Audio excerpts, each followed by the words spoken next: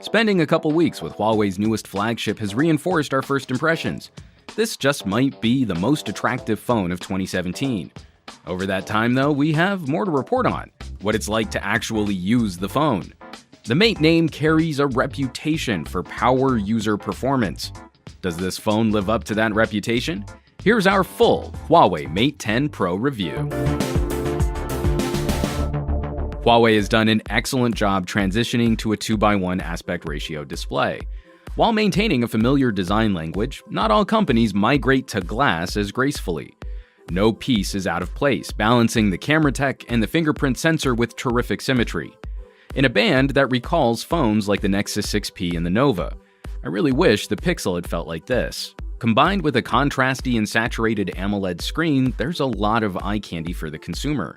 That display, by the way, is respectably readable in all but direct sunlight, and the resolution is perfectly fine for daily operation. 2160 by 1080 is similar to the lower resolution mode Samsung employs on Galaxies out of the box, though I personally prefer disabling the super juicy saturated modes. From design to hardware, this phone represents a few controversial decisions. The shift to a glass back does not come with wireless charging. The Pro omits a 3.5mm headphone jack, which is a real bummer, but I'm very happy to see the inclusion of an IR blaster. And for a Pro device, I do appreciate dual SIM card support, but would have liked the ability to add more storage with a memory card.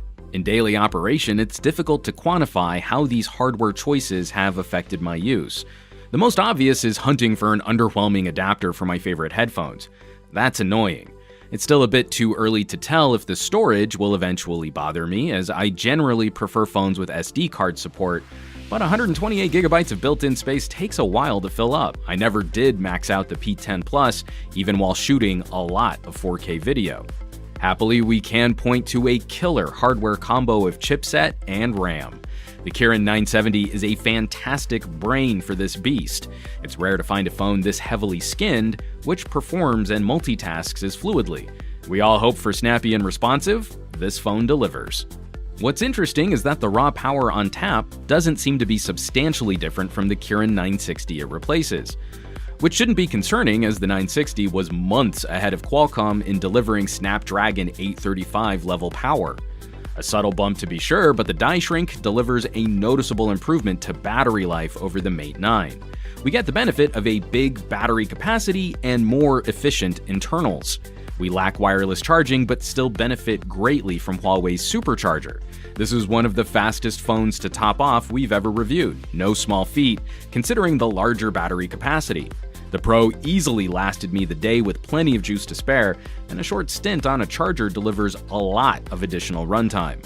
We're fairly far removed from stock Android, though Huawei is bridging the improvements found in Oreo with their own blend of custom controls.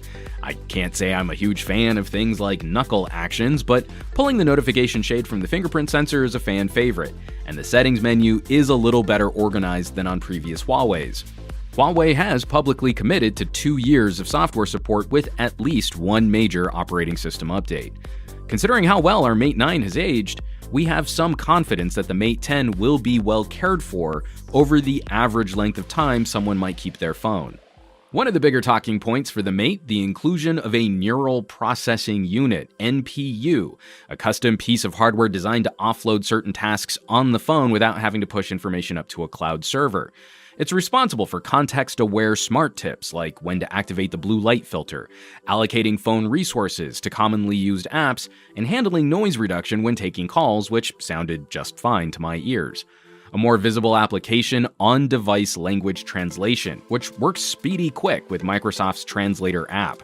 There's a lot of potential here which we'll have to revisit, as Huawei is promising NPU support for Google's AR Core, augmented reality, and Google's own neural network APIs, in addition to eventually supporting Google Translate sometime next year. While the Kirin 970 likely won't become a top priority for developers to code for specifically, Huawei does seem to be branching their hardware out to support more accessible standards. That NPU also plays a part in how the camera functions, as image recognition is baked directly into the photography experience.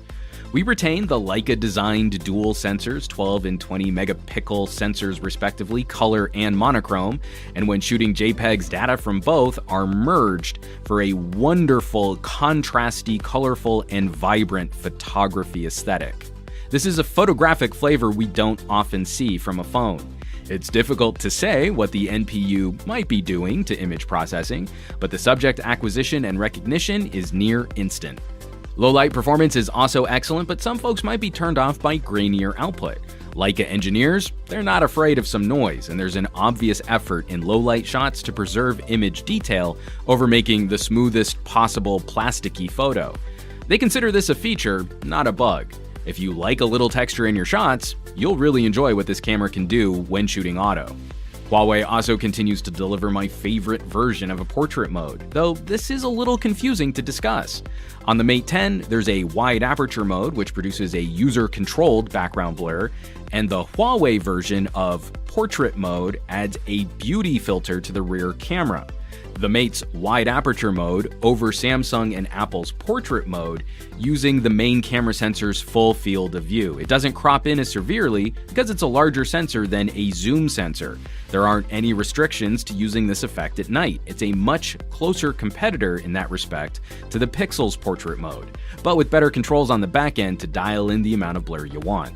Huawei's video is nicely improved over the Mate 9 and P10 with a subtle but noticeable upgrade to image stabilization.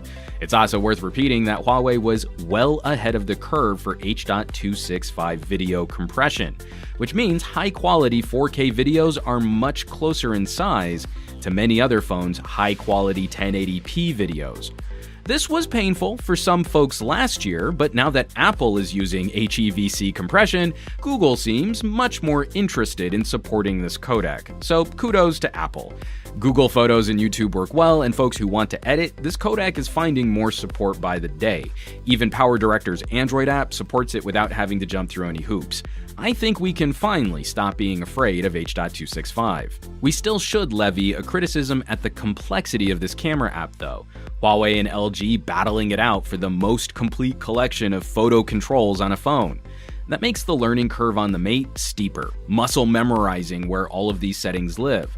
But this is one of the most camera-like apps we've ever used, and the auto mode should be pleasing enough to most people. Switching to audio, Huawei speakers are welcome in a field opposite so many mono audio solutions. The earpiece and bottom speaker work well together to flesh out audio. It's not a true balanced stereo solution, sounding a bit more like an HTC, but it easily outperforms LG and Samsung.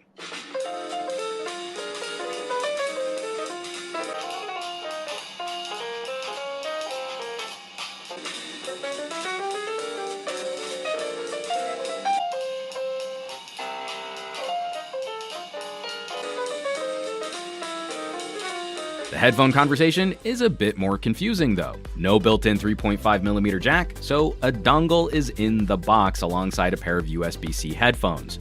The dongle works like Moto and HTC's dongles, and Huawei is cross-compatible with those solutions.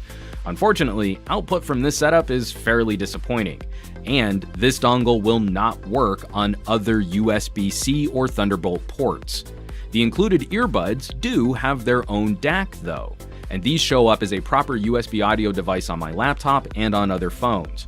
I'm not the biggest fan of this earpod-style design. I wish it sealed the ear better to block noise, but happily they do a much better job of universally supporting other computers, unlike Apple's Lightning connector earpods. So let's wrap this up. Where's that leave us with the Huawei Mate 10 Pro? I like this phone. I like it a lot. The Mate 9 was a surprise, becoming one of my favorite phones of last year, and genuinely one of the few phones I regularly used almost every day since its release. The Mate 10 Pro hasn't surprised me as much since my expectations this year were higher, but it has satisfied what I care about in a mobile device. It's a big, powerful phone with great cameras and terrific battery life. Just now in a prettier, if maybe less durable shell. What might make some people a little nervous is how this device is being sold on future updates. It's being sold on its potential. The addition of new services, AR Core, and broader support for neural processing. that makes part of our discussion incomplete in how we might recommend this phone, as a few pieces start to become longer-term conversations.